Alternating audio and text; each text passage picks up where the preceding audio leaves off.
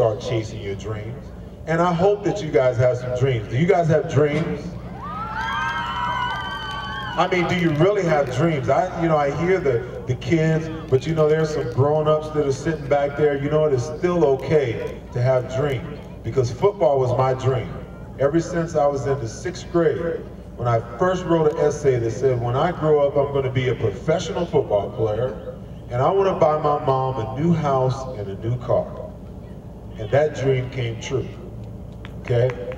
But thank you, and after the fact, now that I'm retired from football, okay, I've had to reassess my dreams and my goals.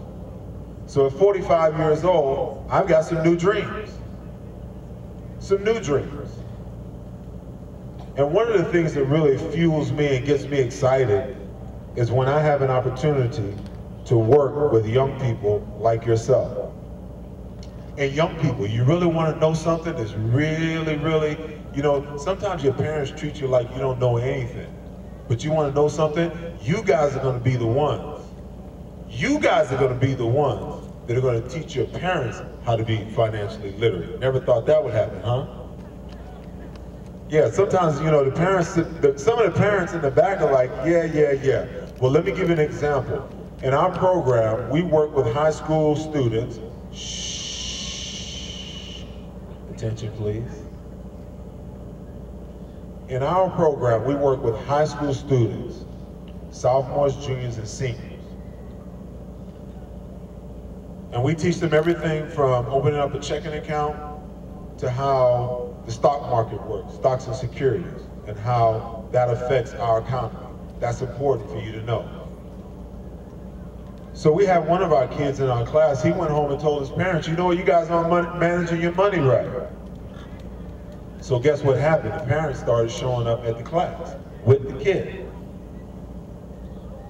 Now how profound is that? Because sometimes, when you come from nothing, and I will raise my hand and tell you firsthand, I came from nothing. I just followed my dream and knew what I wanted and wouldn't let anything stand in the way of achieving that, okay? But when you come from nothing, sometimes there's some miseducation that you get along the way. Because, sometimes if our parents do the best that they can. But sometimes if they had the information, then they would pass it on to you. Sometimes, they don't have the information, and sometimes it's up to us. It's up to us as young people sometimes to educate our parents, okay? So you're lucky today because you got an opportunity to learn about money, okay? You got an opportunity for someone like myself, and let me tell you about my journey, okay? I always wanted to be a professional football player. Okay, I was a pretty good student. The things that I really loved to do, I got A's. Things that I didn't like to do, I did just enough to get by. Okay, what a mistake that was.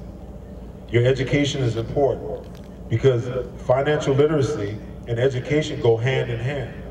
You can't separate the two. Okay, because what you want to do and what you want to be in life is going to require that you have some education. Now, education isn't necessarily always about just the information, okay? Education is about expanding your mind, being able to think critically, and things of that nature, okay? A lot of people go to college and they get a degree and they wind up doing something else after they get that degree. Why? Because we go through changes, we change. And nothing's wrong with that.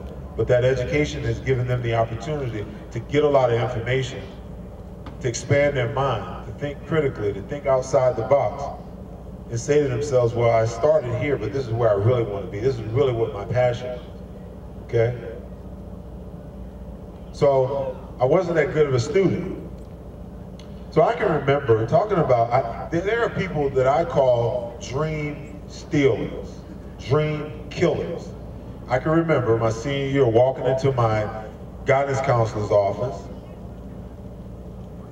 and I had gotten a lot of letters from different colleges. And we were talking about colleges that I might go to, I might not go to, and he turns and he looks at me, he says, you know what? I don't think you can handle the academics on a Division I level. Well, needless to say, you know, my blood started to boil a little bit because he really didn't know who I was, okay? And then as I think back about it, there was really no reason for me to be upset because, you know, he had all my grades right there in front of him as evidence that I hadn't done the work to the best of my ability, okay? But I'm the type of person when someone tells me what I cannot do, that just pours gasoline on the fire so I can show you what I can do.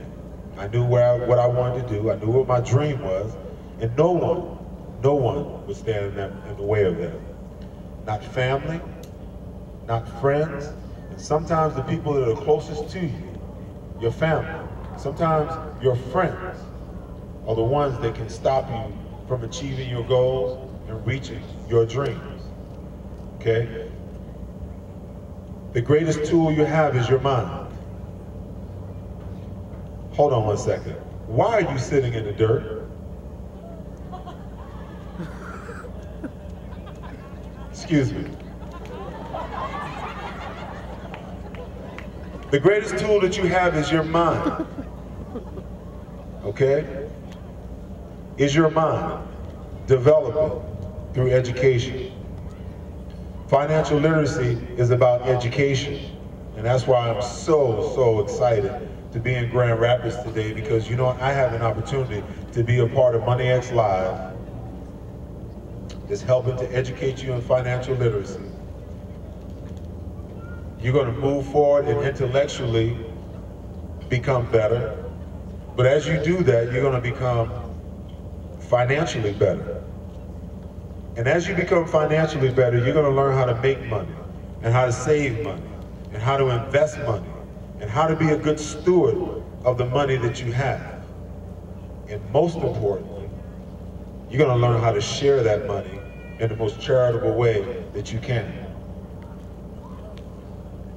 So Vince, Chad, I applaud you guys. I'm proud to be here. I'm proud to be a part of this. I want to see each and one of you be as successful as you can imagine that you could be. And I'm here to tell you, as a young man from Spring Valley, New York, who no one gave a chance at accomplishing anything, for me to be successful, then that means that you have a chance to be successful. I believe in you. Even for you who don't believe in yourself, trust me, sometimes you need that. Because I needed people when I was your age to believe in me until I could become old enough and my mind could grow strong enough for me to believe in myself. I tell my son every day how good he is, that he's the best, okay? I want to share that with you. You're the best. You're good. No matter what anybody tells you, you will be successful. You will be successful in all that you do. Thank you, Grand Rapids.